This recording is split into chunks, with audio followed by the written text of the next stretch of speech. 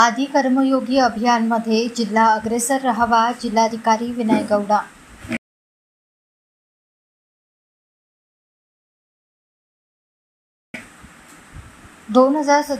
पर्यंत विकसित भारत घडवण्यासाठी समाजाच्या शेवटच्या घटकापर्यंत सेवा व लोककेंद्रित विकासाची पूर्तता होणे आवश्यक आहे.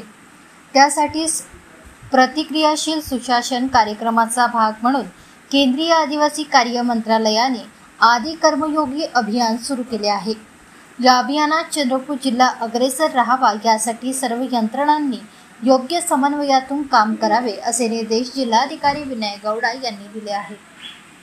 एकात्मिक आदिवासी विकास प्रकल्प चंद्रपूरच्या वतीने नियोजन सभागृह येथे आयोजित तज्ज्ञ प्रशिक्षकांच्या कार्यशाळेत ते बोलत होते.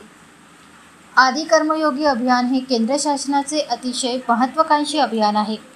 या अंतर्गत मास्टर ट्रेनर तयार करून तसेच लोकांचा सहभाग घेऊन प्रत्येक आदिवासी गावातील समस्यांची मांडणी असलेले डॉक्युमेंट तयार केले जाईल, जेणेकरून विकसित भारत 2047च्या विजन डॉक्युमेंट्समध्ये त्यांचा समावेश करता येईल.